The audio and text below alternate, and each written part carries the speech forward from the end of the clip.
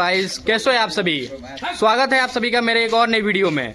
आज का वीडियो होने वाला है, हमारे स्कूल में एक प्रोग्राम है जिसमें मैं भी भाग ले रहा हूं। तो अभी हम अपने दोस्त साहब से बात करेंगे कि प्रोग्राम के लिए कितने एक्साइटेड आप हैं। अपने रोल के बारे में कुछ समझाएं हमारे दर्शकों को। देखिए, हमारा रोल जो है वो एक जागरूक नागरिक के रूप में है, जो मुखिया के खिलाफ आवाज उठा रहा है कि गांव में जल निकास की समस्या सॉल्व नहीं हो रही है। उसी के लिए हमको उनके विपरीत जाना है पूरी सभा में, और वही हमसे डिबेट करेंगे। बस इतना ही रोल है हमारा। ऋतिक भाई, आपका आउटफिट तो बहुत अच्छा लग रहा है। अब अपने आप से ही बताएं कि आप अपने आउटफिट को कितना रेट करेंगे। देखिए, हमारा आउटफिट एकदम लोकलाइज्ड है, मतलब 6 आउट ऑफ 10 रेट करेंगे हम अपने आउटफिट को। हमारे सेकेंड कैंडिडेट है अमित भाई। तो अमित भाई से पूछना चाहेंगे कि इनका प्रोग्राम में क्या रोल है। अमित भाई अपना रोल बताएं। मेरा रोल है युवा नागरिक का, जो कि सड़क के मुद्दे को उठाने वाला है। गांव में आप लोग जानते हैं सड़क कितनी खराब है।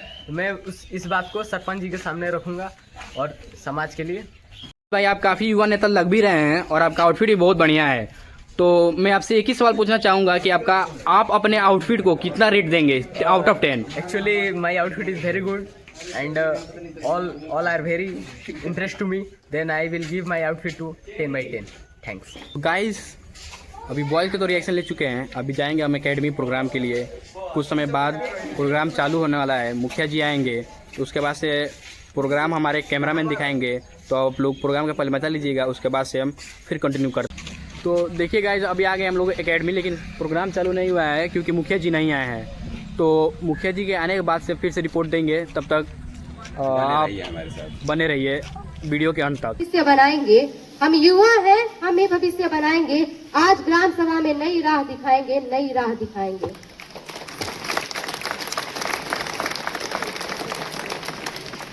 माननीय मुख्य अतिथिगण, प्राचार्य महोदय, उप प्राचार्य महोदय, सम्मानित शिक्षकगण और मेरे ऊर्जावान युवा साथियों, आप सभी को आदर्श युवा ग्राम सभा में हार्दिक अभिनंदन है।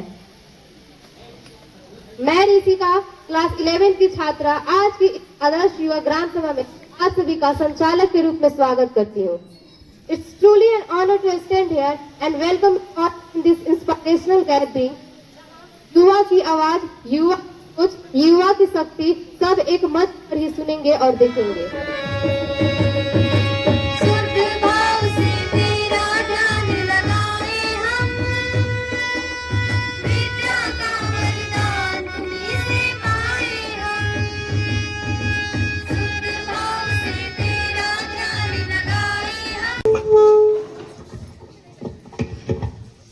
नमस्कार साथियों, गांव के निर्वाचित प्रतिनिधि के रूप में मैं आप सभी का स्वागत करती हूं।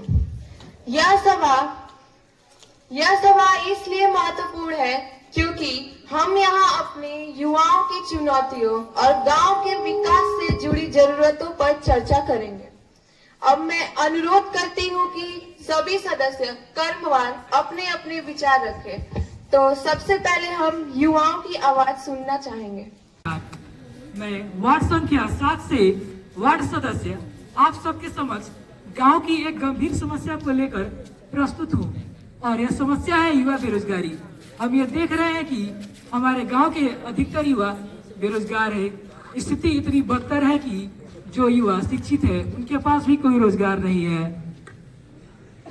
अगर यही हाल रहा तो हमारे गाँव का विकास बस कागजी पन्नों में सिमट कर रह जाएगा और हमारा गांव विकास से कोसों दूर रह जाएगा, जिससे आने वाली पीढ़ी का ऊपर भी यही प्रभाव पड़ेगा।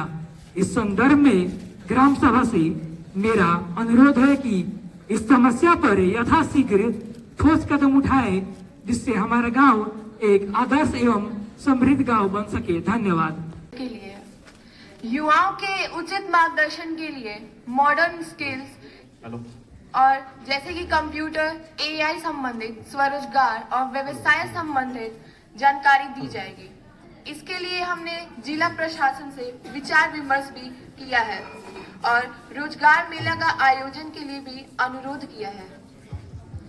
रोजगार सहायक इस संबंध में आगे की योजना के लिए सरकारी पदाधिकारीगण से मिलकर कार्य को पूरा करने की अनुमति। मैं वार्ड संख्या 14 से आप लोगों के समक्ष अपने गांव की एक समस्या को साझा करना चाहता हूं।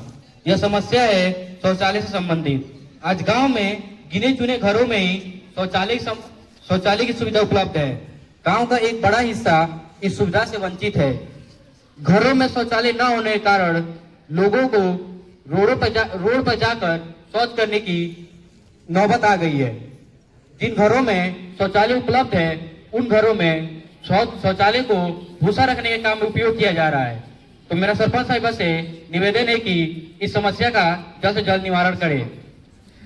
चूंकि आपकी बात बहुत ही सही है कि हम भी देख रहे हैं कि हमारे गांव में शौचालय की समस्या अधिकतर बढ़ती ही जा रही है।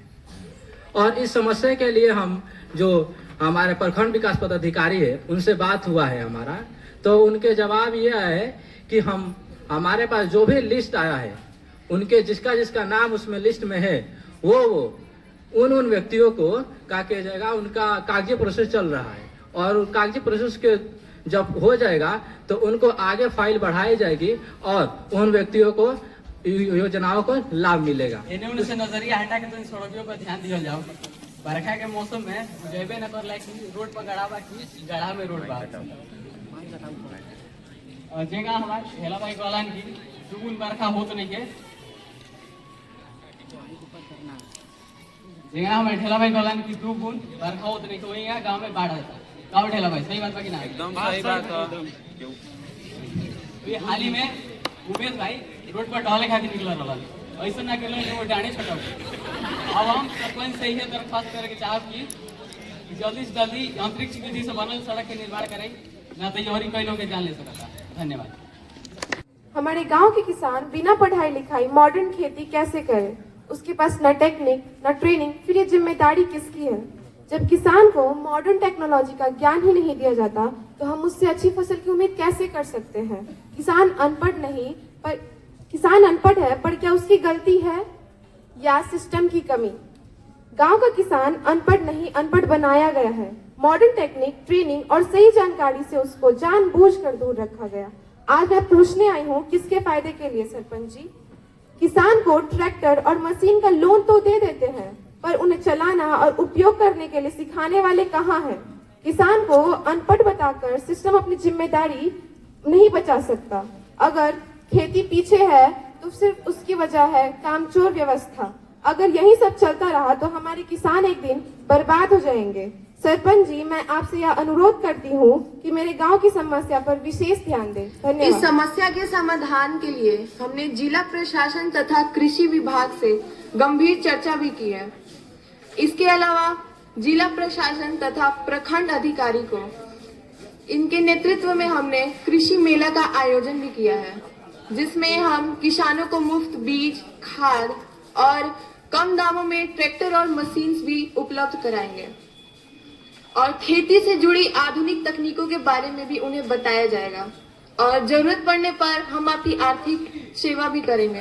अब मैं हमारे गांव में इसके बारे में कोई जानकारी ही नहीं है। क्या इसके बारे में हमारे गांववासी नागरिकों को मालूम है कि आखिर कौन कौन सी योजनाएं हमारे यहाँ उपलब्ध है? उनका प्रयोग किस प्रकार और कैसे करते हैं? जैसे पीएम समान योजना, आयुष्मान भारत योजना, बहुत सारी योजनाएं लागू तो हैं, लेकिन इनके बारे में जानकारी नहीं है। आयुष्मान भारत योजना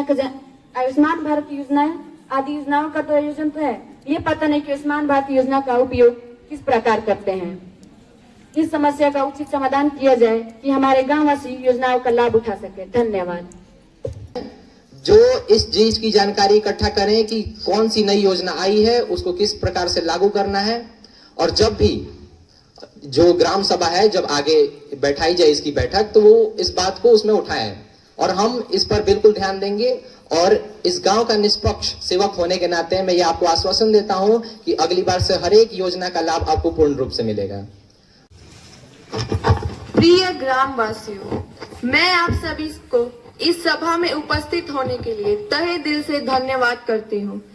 आज हम सभी आदर्श युवा ग्राम सभा में अपने गांव के उज्जवल भविष्य की बात करने के लिए एकत्रित हुए हैं, ताकि मैं आप सभी से यह वादा कर सकूं कि हमारे गांव का विकास होगा और जितनी भी समस्याएं हैं, चाहे वह सड़क हो, पानी से, बुजुर्गों से और महिलाओं से संबंधित हम उसका जल्द से जल्द निवारण कर सकें।